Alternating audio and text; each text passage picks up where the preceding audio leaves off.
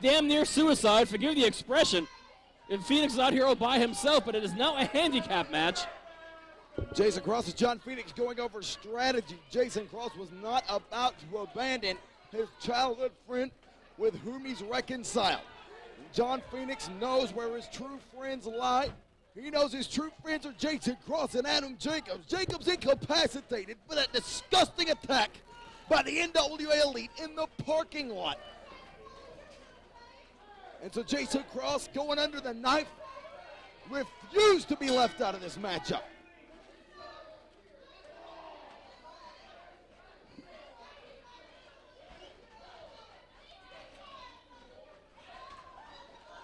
And John Phoenix, obviously the healthiest member of Suicidal Tendencies, is the man who could be starting off this matchup against Rainman. A one-time tag team partner. And Rainman wants to make short work out of Mr. Phoenix. Irish whip by Rainman, dug him a clothesline by Phoenix, moved to the midsection by the Soul Assassin. The World Television Champion going to work on John Phoenix. For a clothesline there, Rainman ducks, caught him in the boot in the midsection. John Phoenix opening up on the Soul Assassin. Rainman goes up, goes for a slam. Phoenix up and over. Rainman hangs onto the ropes, avoids the schoolboy. He does not avoid the lightning kick from John Phoenix. Come on, Rainman, tag Bailey. Or Cross, for that matter.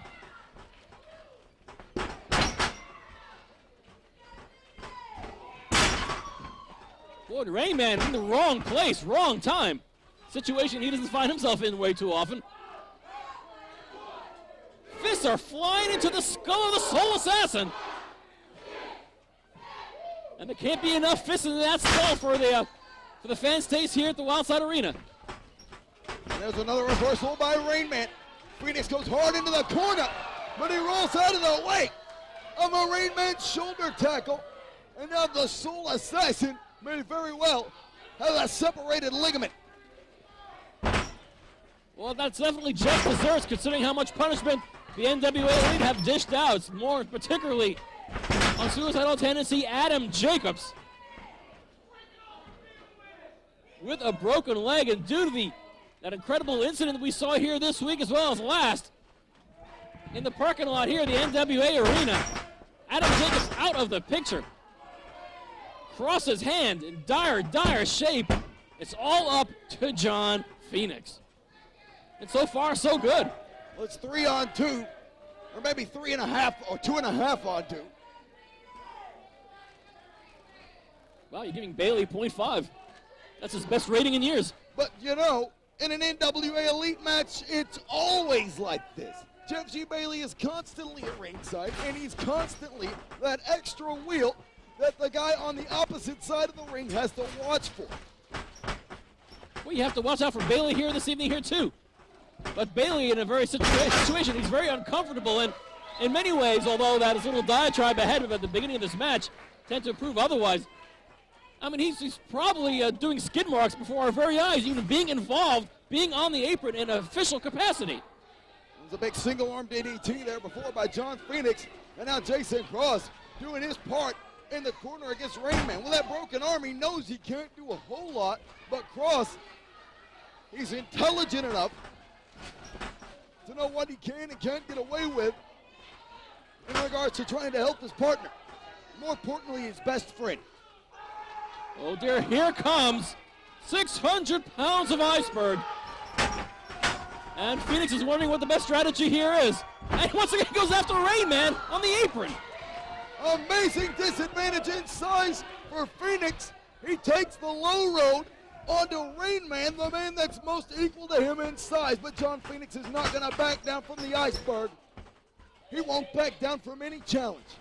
And Iceberg's legal him out. Oh God, Iceberg, the victim of a super kick. And John Phoenix goes flying.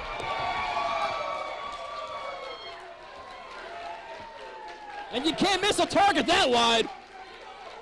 Tope Kanehilo clearing the top rope by John Phoenix, and Jeff G. Bailey sweating it out on the apron. Jason Cross is cheering on his best friend and his tag team partner. And things are not going the way of the NWA Elite at all. Because you know Jeff Bailey always likes the deck stacked in his own favor by taking Adam Jacobs out of the picture entirely. And Jason Cross is worth in this match. Obviously subject to some suspicion. Oh, good grief. John Phoenix went for the lightning kick on the Iceberg, but he was just a bit too slow in his rotation. The Iceberg used pure brute force and 600 pounds of strength to pick John Phoenix up and powerbomb him down like a rag doll with one arm. Big vertical suplex by the Iceberg. The scary thing about this beast is not only is he damn near immobile on a point of attack. When you try to attack the Iceberg, it's damn near impossible to bring him down, but he can move like a cat. And he's got a lot of wrestling smarts. He's not just mere brutality. There's plenty of that, no argument here. And since becoming the Iceberg, since taking the name of simply the Iceberg and becoming Jeff G. Bailey's hitman for hire, his #1 prize protege is Monster. Iceberg has only suffered one pinfall loss since October of 2001. Here it is now in March of 2003. And Iceberg only one pinfall loss to David Young in a cage after Iceberg had already beaten 2 other men, Tank and Scotty Wren, to beat him back. Sidewalk slam by the 600-pound Wildside heavyweight champion. I don't know if the camera's picking up on this, but CEO Rick Michaels is watching this matchup from ringside with considerable interest. As we all are, the throng here at the NWA Arena, most of them are on their feet. As the Soul Assassin is putting the boots to John Phoenix, who has been in from the opening bell.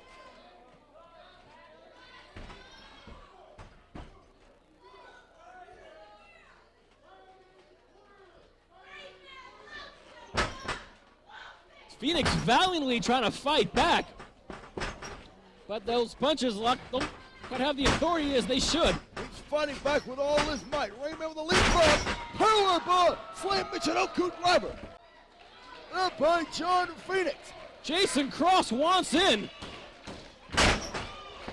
but Iceberg makes sure he doesn't get that opportunity. Big, thunderous elbow onto the prone chest of John Phoenix. That big elbow, the meat cleaver. The maneuver that he stole from the mentor he destroyed in Abdullah the Butcher. John Phoenix is having issues with tagging Jason Cross. I can understand why. He doesn't want Cross to be injured. Or any more injured than he already is. I mean, Jason Cross is right. He just had surgery. He shouldn't even be out here. Doctors told him to stay the hell away from a wrestling ring for at least 6 weeks. God, he has pins in his own wrist. He got pins and needles and rods and everything else in his arm.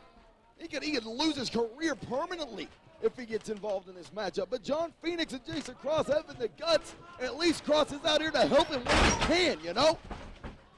Front suplex onto the knee. And a tag made into Jeff G. Bailey. And Jeff G. Bailey goes. He is punching the head of John Phoenix. Come on. Only the way Jeff G. Bailey operates to kick him while he's down. And tagging out so quickly because he's so afraid of what might happen to him if John Phoenix actually fights him face to face. Well, that tag was so quick it put a part in my hair. That's what you call a mangy curve. My hair is an mangy curve? Monstrous power slam by the 600-pound Wildside champion. Iceberg on top of Phoenix with a pin. Phoenix gets a shoulder up in time. But that only means more punishment from the no pain train, and there's plenty to go around. John Phoenix had second thoughts about tagging in Jason Cross. Cross just here to help where he can. Cross wants Phoenix to tag him. He wants in this matchup. Phoenix doesn't want Cross in the match, but after a while, he's not going to have a choice, Steven. I mean, fair enough. But even a one-armed Jason Cross is still a very powerful and dangerous opponent. But if Cross ever does get tagged in, you know that wrist is going to be first and foremost on the minds of the NWA elite. Here comes Bailey again. Come on. Look at John Phoenix firing up against the Iceberg to no avail. And here we're seeing the Greco-Roman stylings of Jeff G. Bailey. Jeff G. Bailey with a rear chin lock. I never thought I'd see the day. Doesn't look like a half bad one either. Well, considering the athletes that Jeff Bailey has had, I can understand where he picked up some of these moves from. But there's only your standard Bailey kicks and knees to the back. What is Bailey doing? A garbage stomp? Help.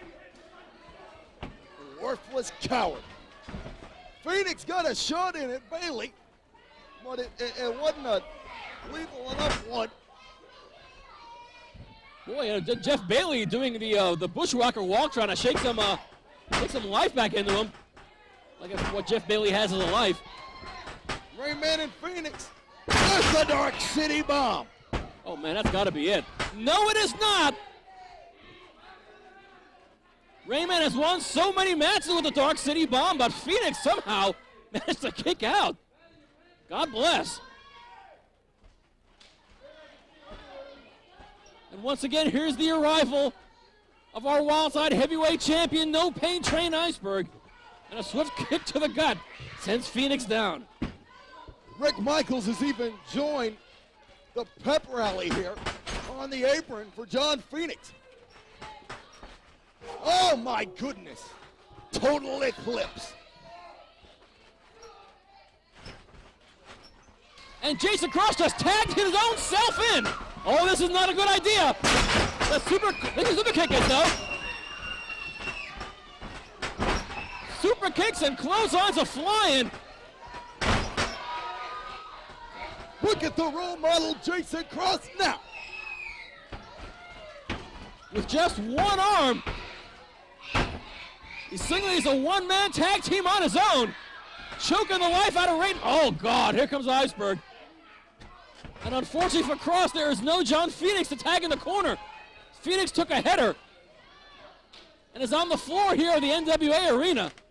Oh God. And Phoenix landed on his head when he hit the ground, more importantly. And it was a nasty fall. Scooping a slam by the ice. Oh no. Oh no. He's not gonna. Not the ground zero splash. Good God. 600 pounds of Iceberg goes careening on top of the role model, Jason Cross. And the original chosen one, the CEO, he can't even watch anymore. He can't even watch. He's going to the back. Wait a minute. Rick Michaels is set. Oh my goodness. Here comes Stone Mountain. I think Suicidal Tendencies have found a tag team partner. A pin attempt by Jeff Bailey, and Jason Cross managed to kick out. But I don't know if Jason Cross realizes Stone Mountain is in his corner. And that is just the panacea that he needs. Oh dear, forgive the cliche, but the plot just thickened. 7 foot of thickness. 7 foot Stone Mountain landslide on the Iceberg. The earth is just shaking, and Stone Mountain has just pinned Iceberg. And your winners, the team of John Phoenix and Jason Cross, Suicidal Tendencies, and their special tag team partner, Stone Mountain. The NWA Elite could not have second-guessed this. With John Phoenix briefly taken out of the picture after all that punishment, Jason Cross about to be inflicted with that much more punishment himself. Rick Michaels calls for 7 foot of Stone Mountain. The Iceberg has suffered his second pinfall loss in his wrestling career. Stone Mountain, the surprise replacement for Adam Jacobs and Jeff G. Bailey, has reaped what he sowed. He didn't get in the ring. He didn't get to receive a beating.